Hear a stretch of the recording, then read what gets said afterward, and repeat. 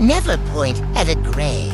They say once you point at a grave, the dead will find you before dawn. In the village of Amueka, no warning was more feared than this. Never point at a grave. It wasn't just an old wives' tale whispered by the fire. It was a rule, one that every man, woman, and child obeyed.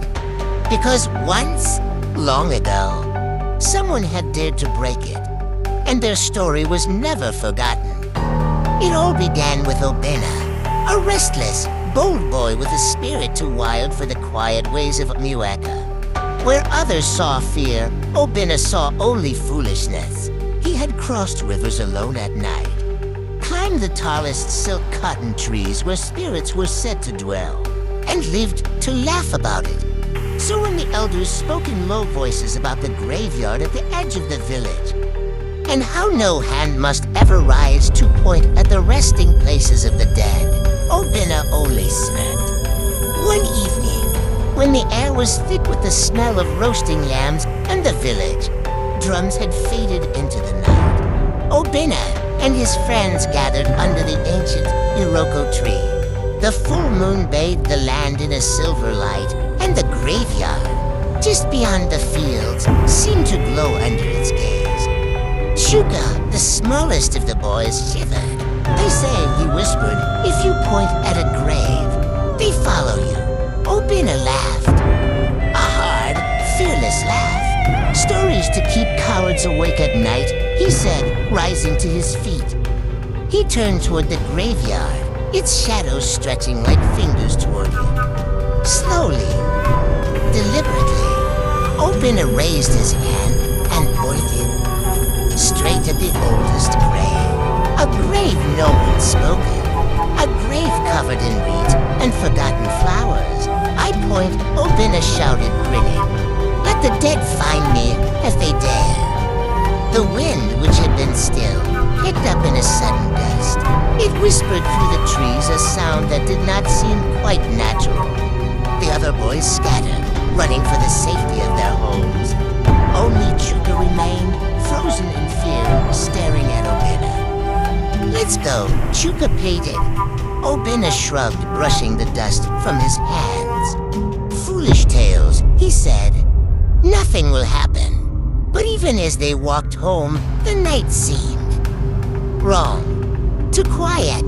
Too heavy. That was the last normal night Obina ever had.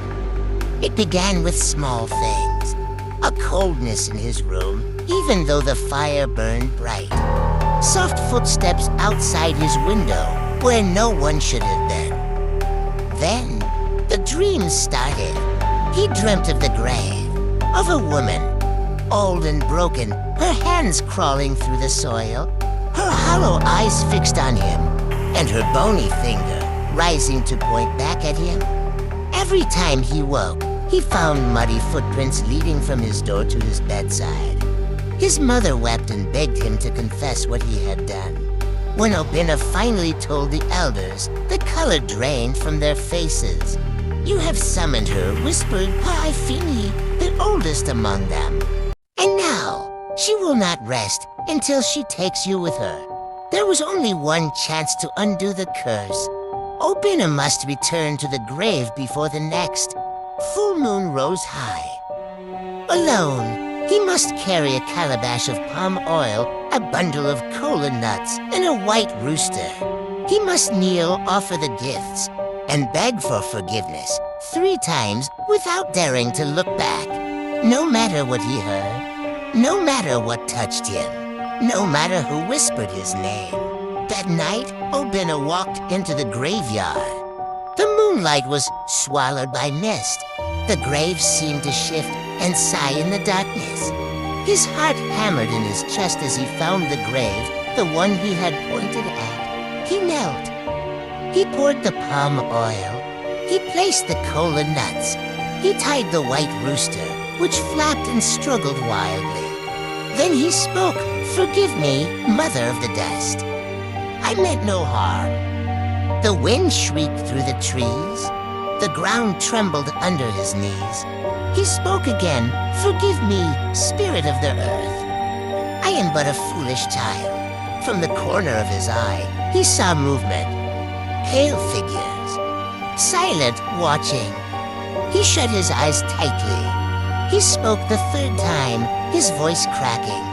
Forgive me, or take me swiftly. Silence. The kind of silence that presses against your ears until you want to scream. Then, a hand ice cold and brittle as bone touched his shoulder. Obina gasped, tears streaming down his face. But he remembered. Do not turn. Do not speak. Do not look. He stayed frozen, fists clenched, trembling.